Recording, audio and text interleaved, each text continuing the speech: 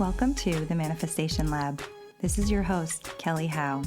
From the grounded science to the mystical and unseen, we're investigating this big experiment we call life and finding what really works when it comes to manifesting a life that sets your heart and your soul on fire. Welcome to the lab.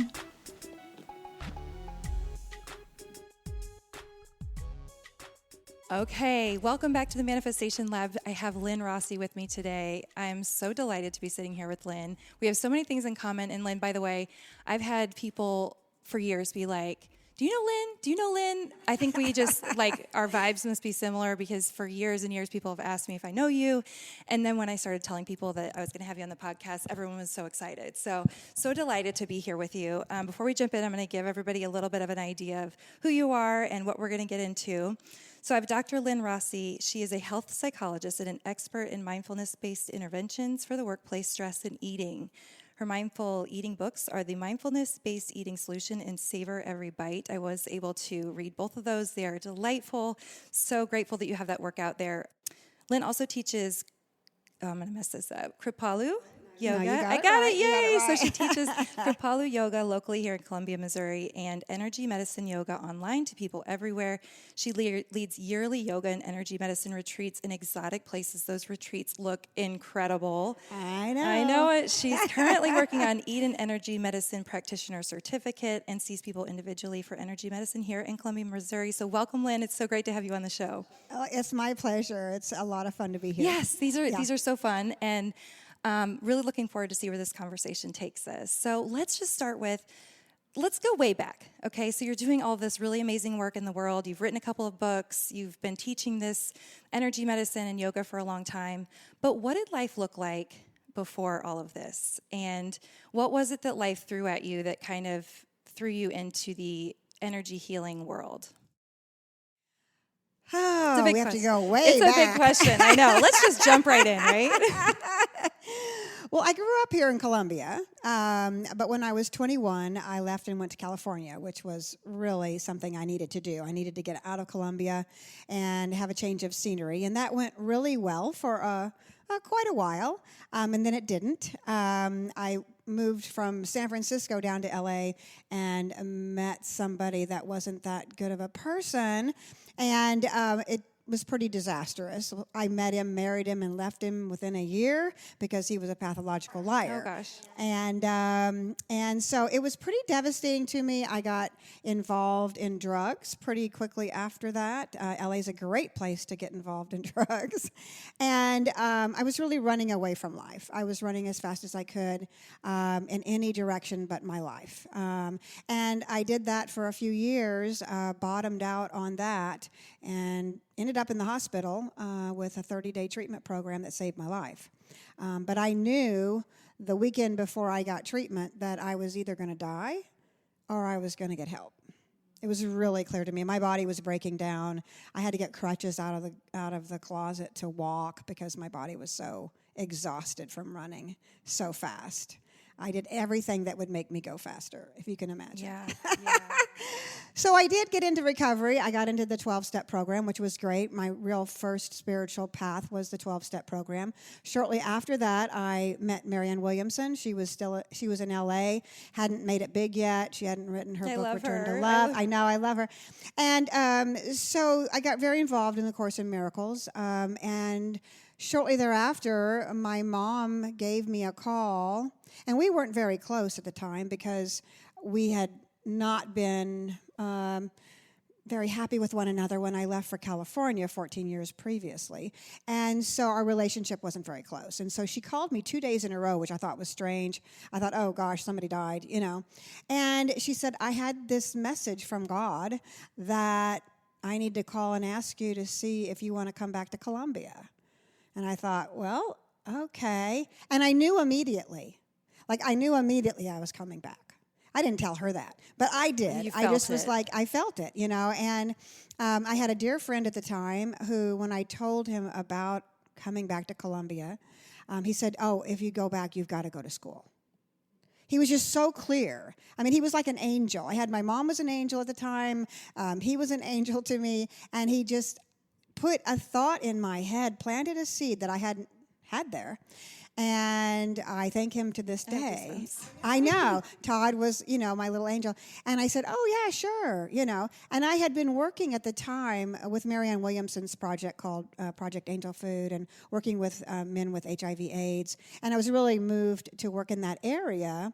And so I came back, went into psychology, and got my Ph.D. And from then on, my life has been guided. It was like I was led to live instead of die, and I was led continuously from that point on. I had the right people placed in my path that supported what I wanted to do.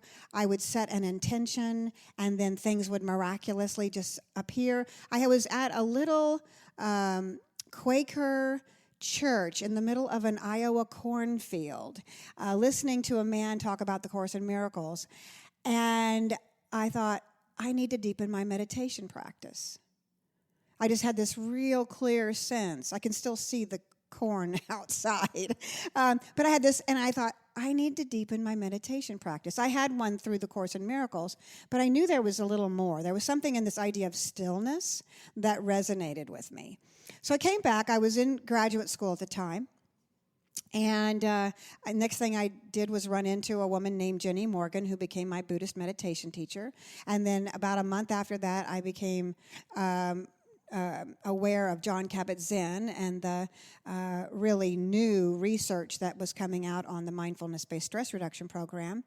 And my path began. I started studying in the Buddhist tradition and in the secular tradition through John, and trained to be an MBSR teacher, trained to be a Buddhist teacher.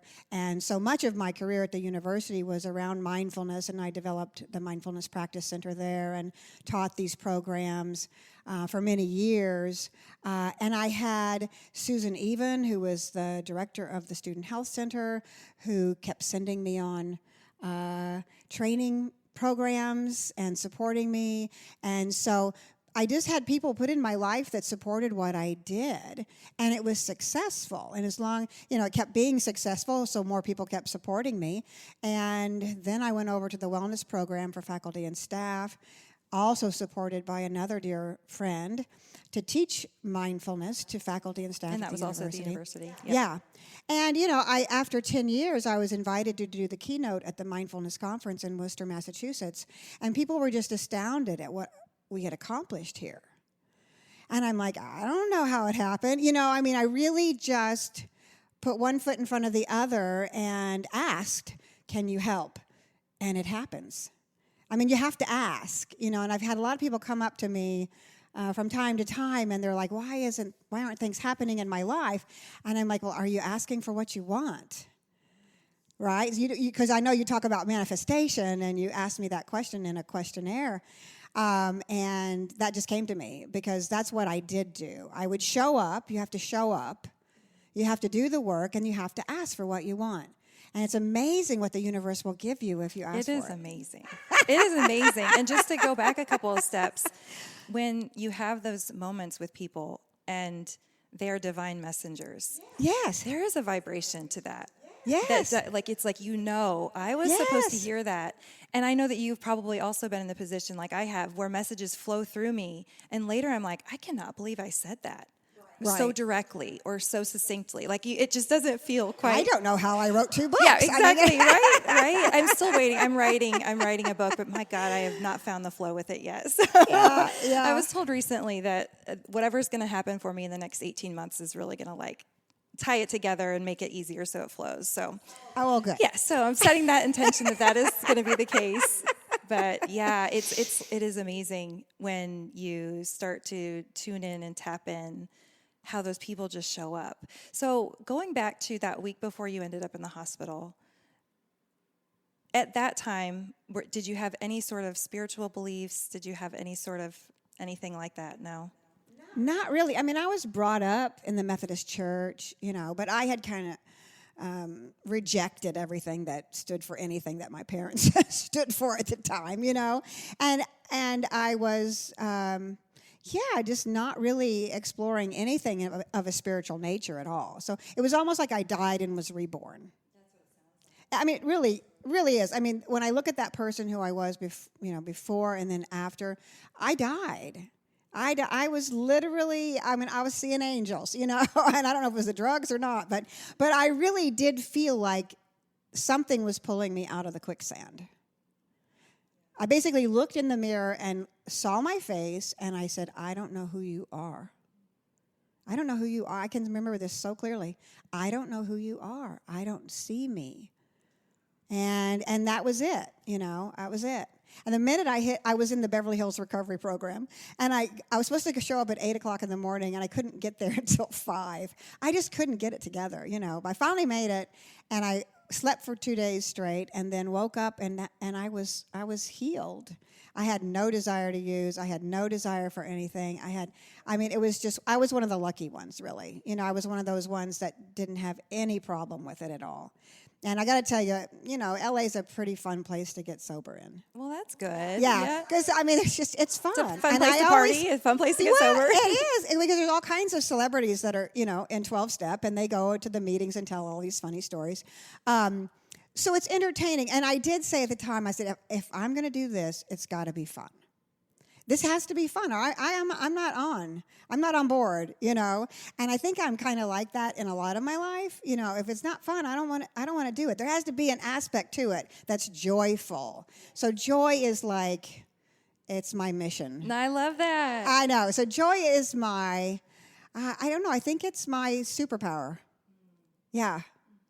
I love that. And if we all can have more joy, we raise our vibration and we manifest. It's easier to ask. It's easier to receive. It just, everything gets easier. And so many of the clients that I work with, and I'm going to completely 1,000% put myself in this bucket, but it's like sometimes I get so freaking serious about things, like serious about my work and serious about spreading this message. And, it's just, it takes away the goodness, and it blocks us from actually accessing the universe, God, so I'm talking to myself. Okay, good. And everyone else, but I don't know if you ever fall into that trap where it's like, all of a sudden you're like, God, I'm just so serious about this. I'm not really having fun, but. Not for a while. Good for you. That's where I'm headed. Sometimes I forget, and all of a sudden I'm like, what am I doing? This is not fun. Like, what am I doing?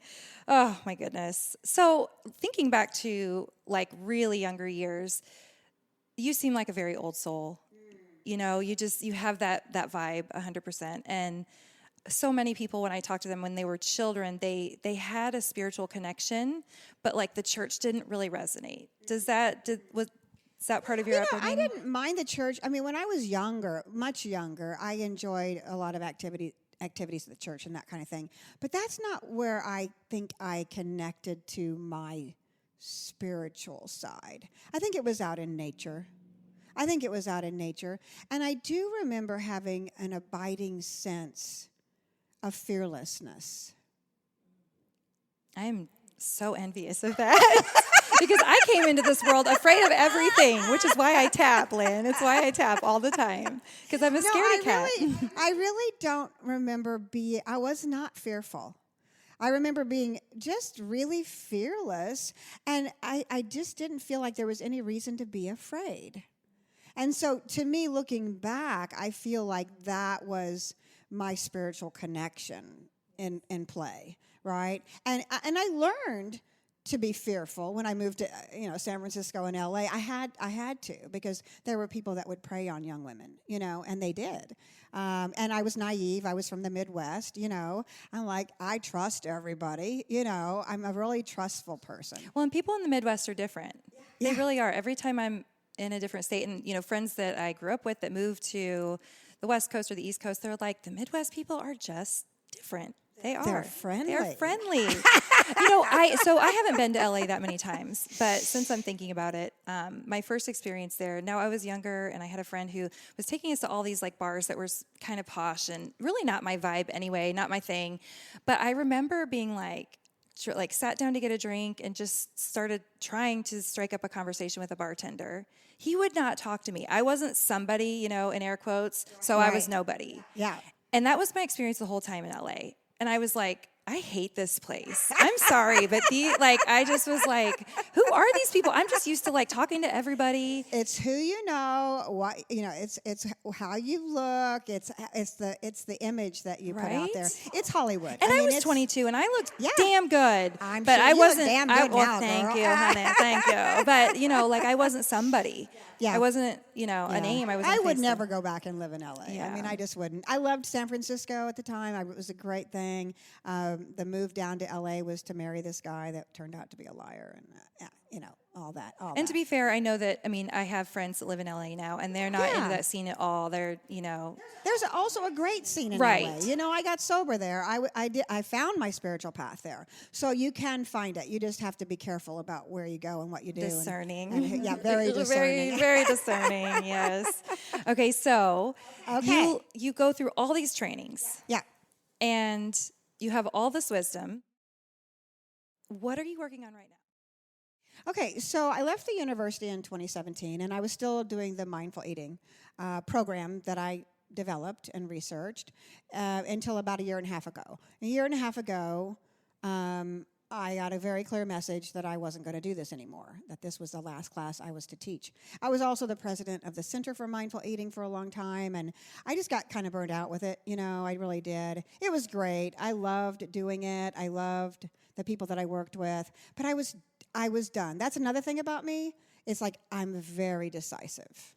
I pick up on that. It's like I am not confused.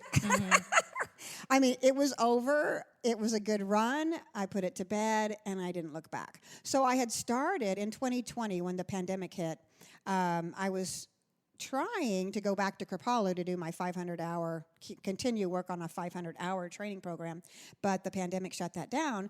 So I got an email from Lauren Walker, who's the founder of Energy Medicine Yoga, came over, my email, that she was going to be doing a foundations level training online of Energy Medicine Yoga. And I thought, well, okay, I'm sitting here doing nothing. Let's just do this. And it was one of the best online training programs I've ever done. And I'm pretty particular, so it had to be good. And I met a lot of great people through this program. I learned a lot of great stuff. I started teaching energy medicine yoga, and then I continued to do some of her advanced trainings. Now, Lauren studied with Donna Eden, who developed Eden Energy Medicine, and she was a yogi, and at one point she thought, why don't I put these two together? I can do a little yoga and then do a little tapping, or I can do a little yoga and hold my source points, or so there's a really beautiful blend of yoga and the energy medicine in the energy medicine yoga. Well, I did that for a while, and then about a little over a year ago, I taught a program that I developed. I love to develop programs, okay? And I have no fear in teaching and, and sharing things.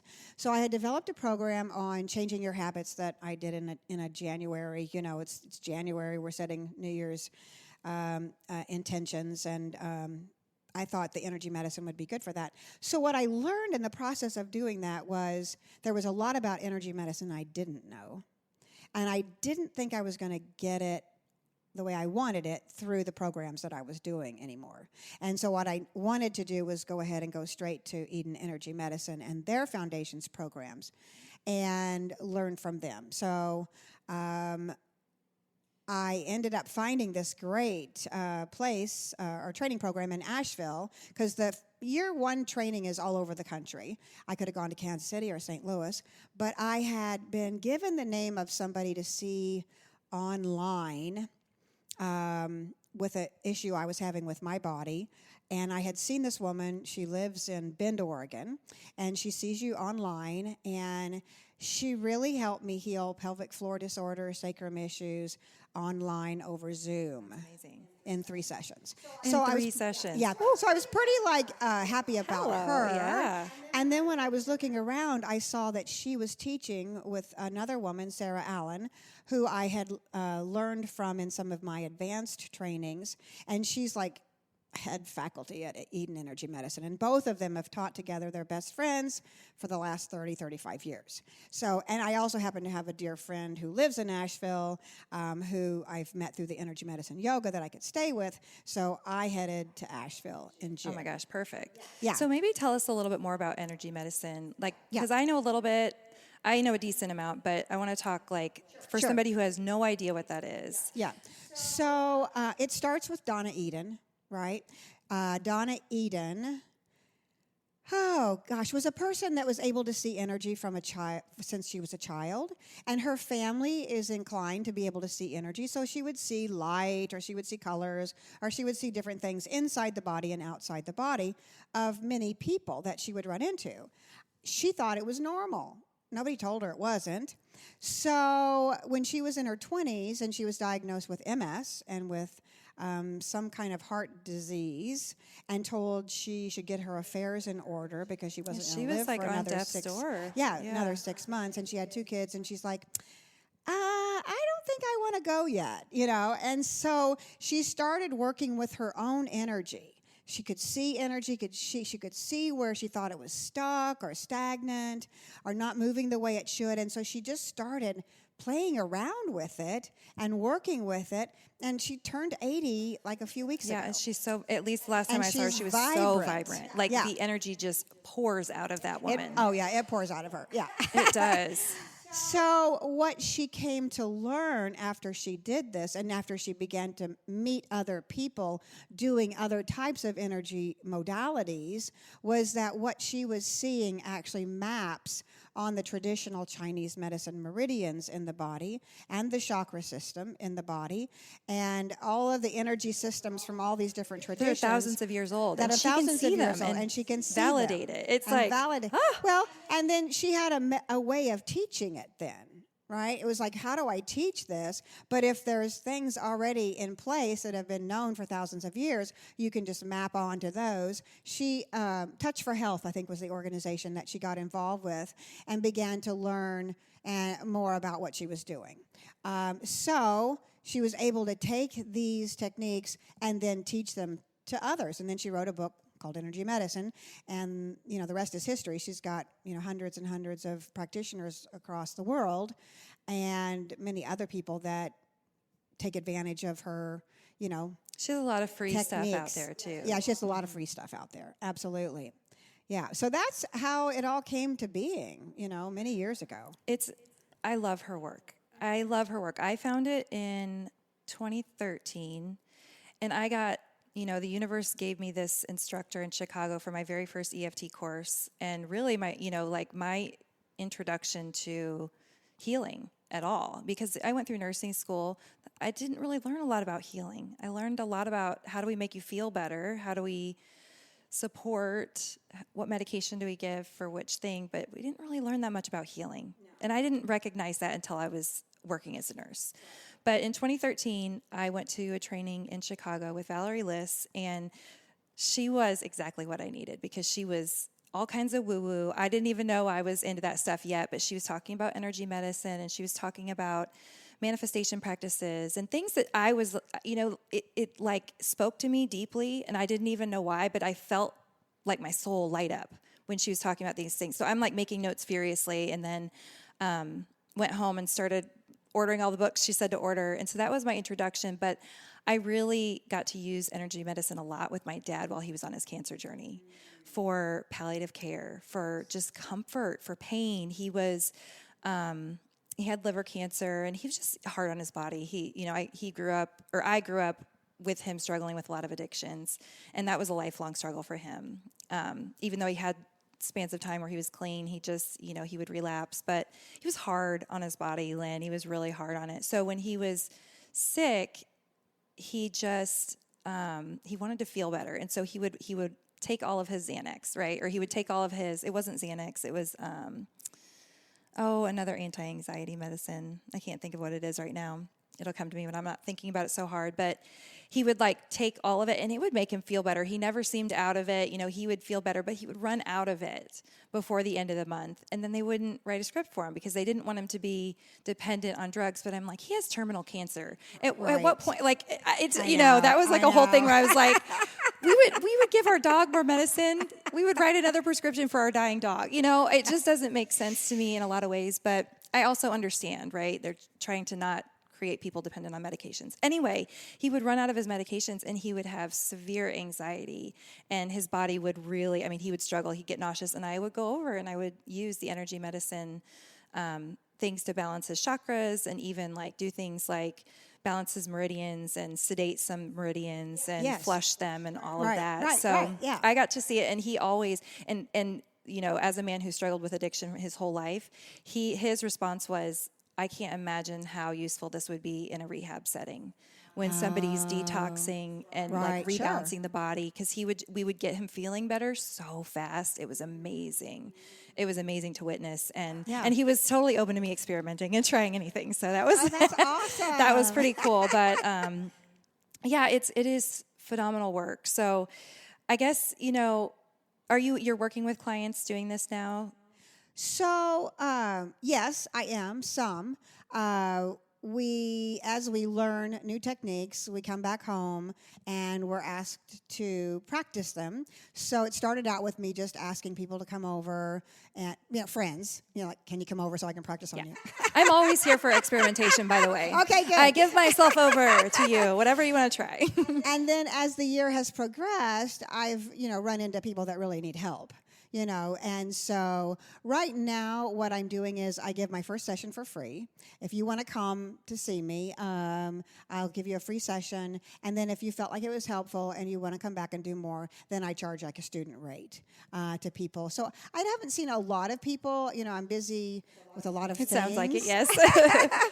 And I'm still kind of in the learning, training mode. So starting in year 3, I'll be a lot more open to a lot of people, but right now I'm being fairly selective in seeing just a few a week.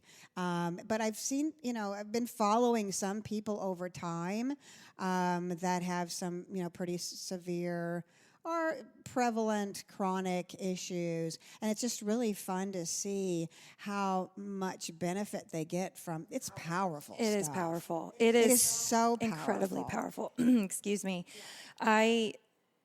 There's been several things that I've worked on myself and had pain disappear, or times when I'm waking up at 3:00 in the morning and I start working on my gallbladder and liver meridian, because that's the time when they're the most active, and then I sleep like a baby. I mean, it is incredibly powerful. It's also really complicated. Can we talk about how much you're learning in these classes? Because I've looked at them and I've read her books. I think I have 3 of her books, and I also have the energy medicine yoga book. And I think it's all amazing.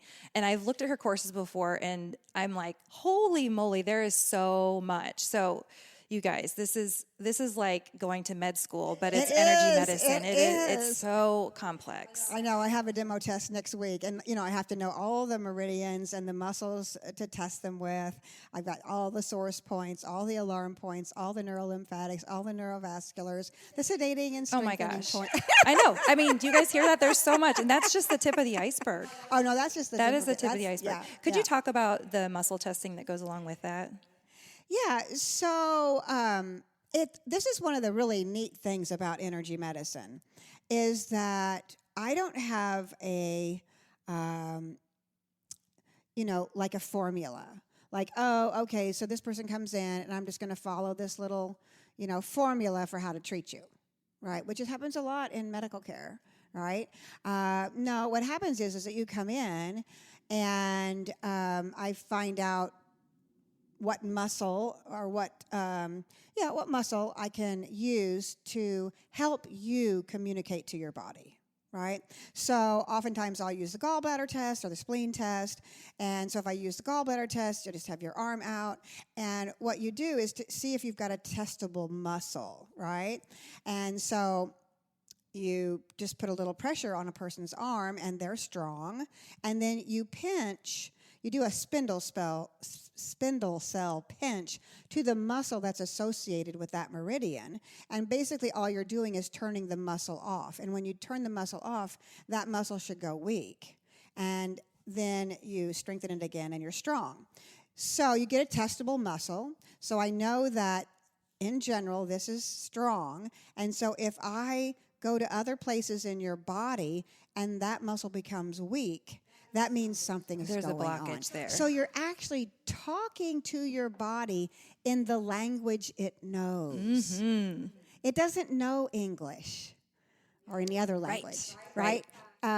no spoken language, but it does have a language, and energy medicine helps you to learn that language so that you can test others, you can test yourself. There's self-testing people can learn how to do, but I've done a lot of substance testing with people. I don't do anything that's medication, prescribed medication, but people will bring like herbs and supplements and food. Yeah, bread. Eggs, yeah. And so it's really fun to see what does the body need today. Right. And you can just hold it, right? And then you just hold and then test the muscle, and if your body doesn't like it. So that's a spleen test, because spleen is the meridian that's associated with metabolizing and, integrating food into the body. So you always use the spleen test to do that. And you find out, is it helpful? Is it harmful? Or is it neither, right? Because it kind of falls into three categories. Some things aren't going to hurt you, but they're not going to help you either, right? So you want to have about 85% of your food in the it's helping me category, and then the rest in it's not hurting, not helping, or it's hurting. Yeah, right. So it's good information. It's information you can use or not use. It's up to you. We all do things that aren't that good for us sometimes, and you'll be fine. But in general, you kind of want to know what's making your body healthy. Right? And so you can do energy testing like that, but you can test the meridians to see if they're under, they're over. You can also, there's pulse testing that we've been doing, which tells you if the meridian's over or not. And there's just some beautiful practices that I do, and I love to do these. One of them is called the Black Pearl, which is holding the neurovasculars on your head in a particular fashion over a period of time, which brings about this really amazing. It's called Black Pearl Sanctuary for a reason. It's like you're going into a sanctuary, the peace and the calm that you get in going to a sanctuary. It calms the nervous system at a very deep level. And when your parasympathetic nervous system is activated, which is the rest and digest response, your body has time to heal. But most of us are running around in the sympathetic nervous system activation so much that the body doesn't heal when you're stressed and running around like that. You have to allow the body to rest. And so some of these techniques, that one, and there's one called deep electrics and rejuvenating electrics that I do, that help people's bodies do the work of healing, which is just really beautiful. It is amazing. Yeah. What our bodies can do when we allow it to fall into a state of relaxation and surrender. Mm-hmm, mm-hmm. How much can happen and so fast. It is amazing. Yeah. It is amazing. And you're right, everybody runs around, not everybody, but the majority of us run around really frazzled. Yes. Even when we think we're doing okay. Our nervous system is like, Yeah. And I don't know about you, but like I had a pretty relatively easy go during COVID, but I didn't escape the frazzledness of that time period, even though I was safe in my home and, pretty much everybody's been healthy in my family. And I wasn't like put through the ringer like some people were, but just the energy of that time was deeply affecting my nervous system, even with all the tools and all the things and really trying to take care of myself. So I think so many of us are still kind of hanging on to just the last 4 years. Well, yeah, because our energy, so there's kind of some principles of energy that I think are really important. So energy wants to move, right? And it needs space to move. That's why doing the yoga with the energy medicine, you're stretching your body out. Like when you do a side stretch, you're stretching out the spleen and the liver. And so it's like, oh, yay, I've got room to move here, Because if we're just kind of crunched up and sitting all day, energy's not moving, right? So we want to do things that gets the energy to move and give it space to move. And then energy moves in these patterns that we've just talked about, the meridians, the chakras. There's all these patterns that take place in the body. And even in our mind with thoughts, our thoughts get patterned. And sometimes this energy forms habits that aren't that healthy. So energy can start moving in the wrong direction if you keep going there all the time, right? But it can be repatterned. So energy medicine and energy medicine yoga helps you to repattern your energy flows so that you have a healthier body and mind and heart, right? the energy has priorities. The biggest priority is to keep you alive, but we get in the way of that a lot, right? And then the energy is affected by our thoughts, by our environment, anybody that we come in contact with. So sure, when we're in an environment that's, really challenging like the pandemic, everybody's going to feel that. You can't, even though you're at home and you're not interacting, because I was home too. I work from home, so I'm like, hey, this is fine. I'm just doing the same thing I always do, but it was different, the studio shut down and, there was things that we had to do differently.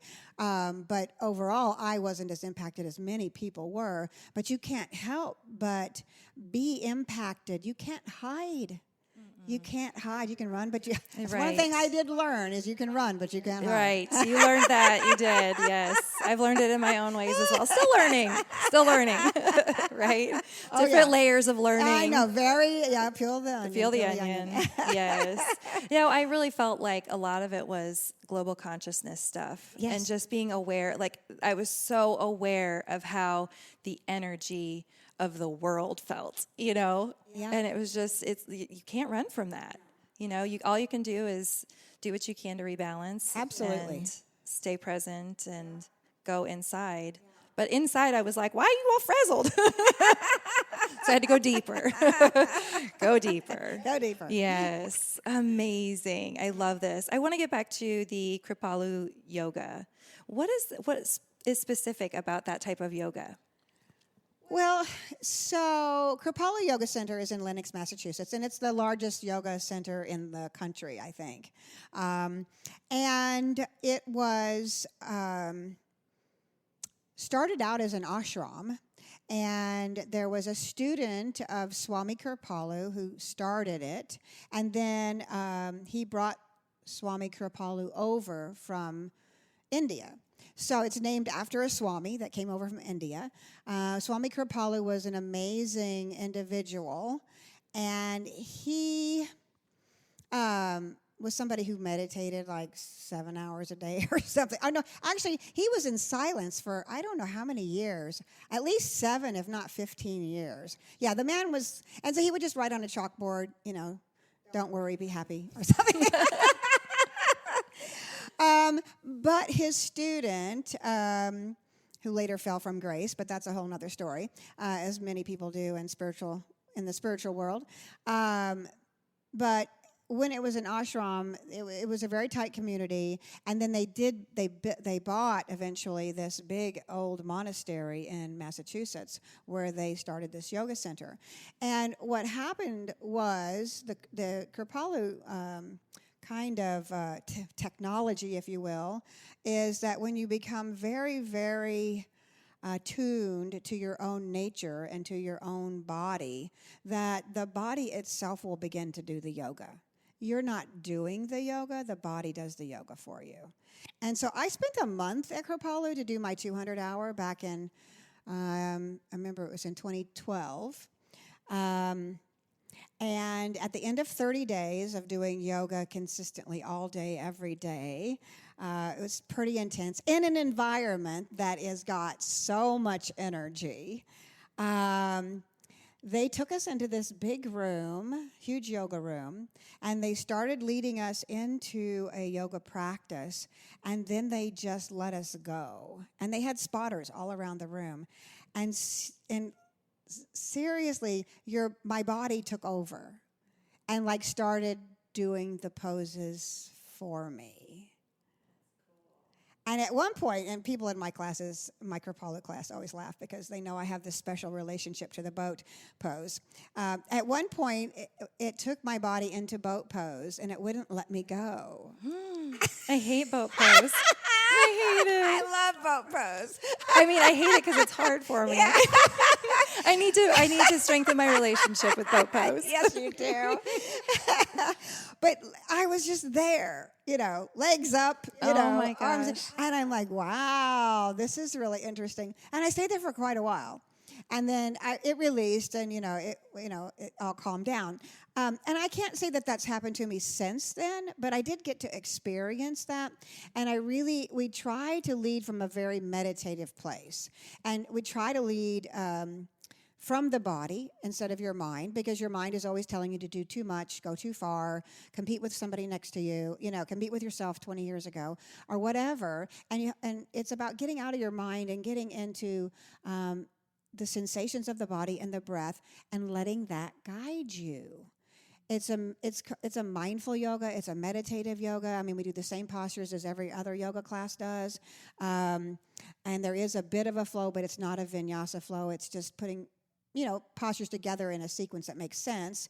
But it's done, it's a real spiritual practice. I lead it it's a spiritual practice for me, right? Because I know that when I do yoga and I open space in my body and I come into that place of stillness, and I move my body and leave space for, that energy to move, I'm really in connection with myself. And in connection with my real self, because my real self is not affected by the thoughts I have or the emotions that I have or the things around me. There's a still space within me that's still and silent and at peace.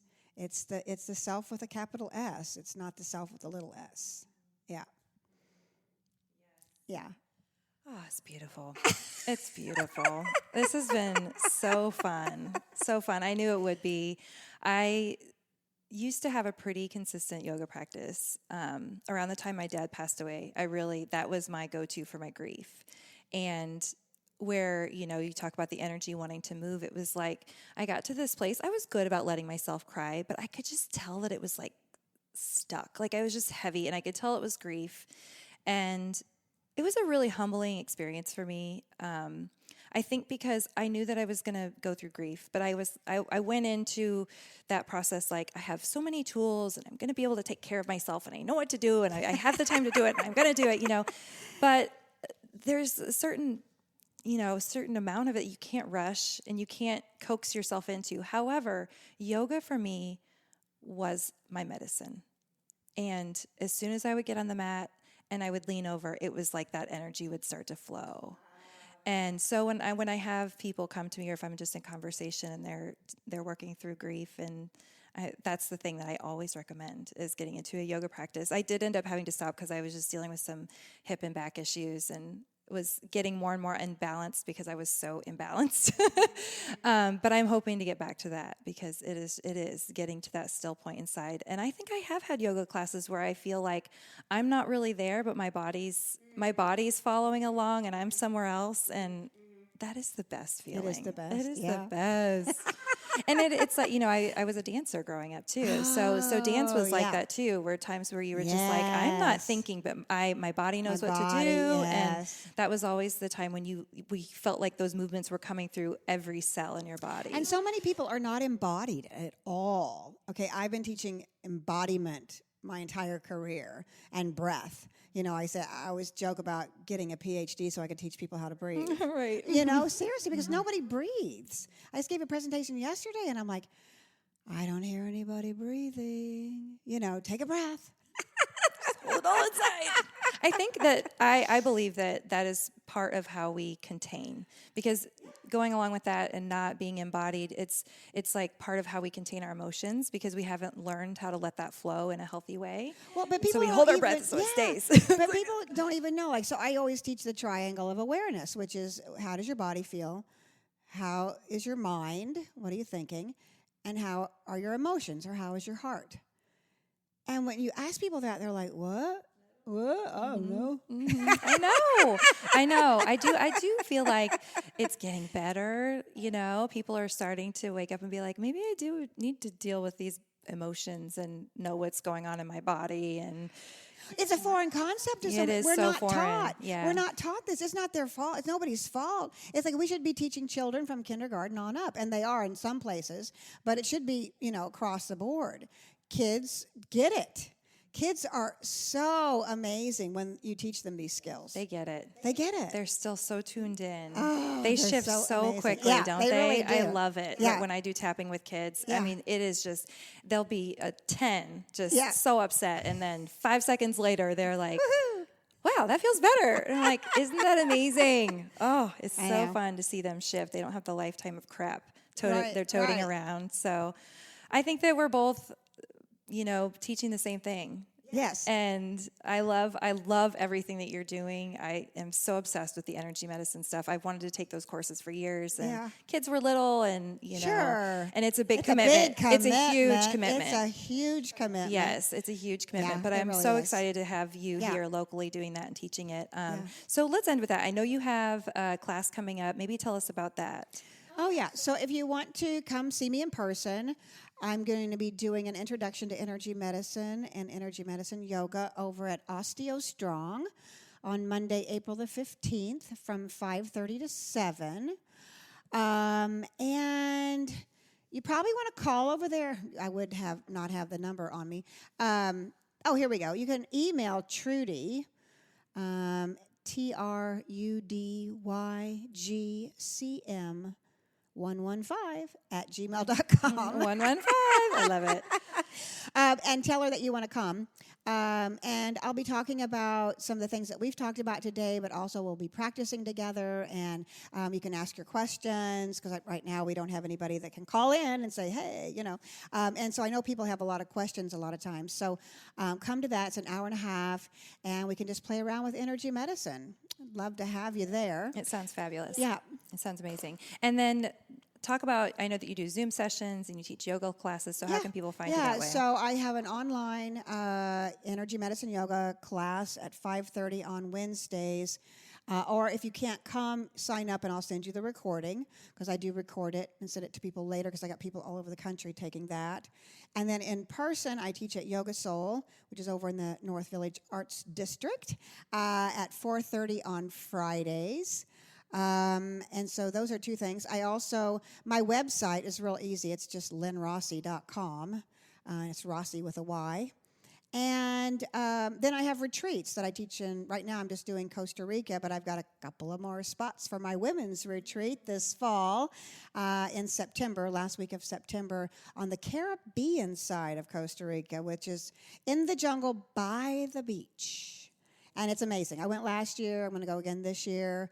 A couple spots left there. And then I'm just going to start opening up my Pura Vida retreat, which is in Costa Rica next January, February, which is at a beautiful retreat center that I've gone to many, many times. And it's a very, very special, rejuvenative, restorative. I hear such good things about I it. know. And last year it always gets better. Like every year it's better. And I have a friend that comes and teaches that with me, who is also an energy medicine practitioner. So we do yoga and we do some energy medicine and we mix it all together. We have a half-day silent retreat, which is really cool. The food is amazing. The weather's perfect. I mean, yeah, sign me up. Sign me up. So just to end the energy medicine, this just popped in my head, just to clarify, and that is that this is something to work with a practitioner on deeply held patterns. However, there's a ton of free material out there, and so much of this people can learn on their own. Am I right? Absolutely. Yeah. And I have some videos. Actually, if you go to my website, I have the Energy Medicine Yoga Wake Up. I have the Daily Energy Routine by Donna Eden. It's 14 minutes, which I do every day. And it's on my energy medicine page, real easy to find. I have just recently, as of today, put a wind down practice. So people go, okay, great, I'm awake, but I can't go to sleep. What am I going to do? So Lauren Walker recently gave us a practice for winding down before you go to sleep at night that might help with insomnia for people, because I know it's a huge problem. So I just got that on my website today. And if you go to my other recordings, I have tons of recordings related to mindful eating and just mindfulness in general, and a couple of some yoga videos on there as well. So beautiful. Thank you so much for being here. This has been so fun. Thank you. It's been a pleasure. Thank you for asking me.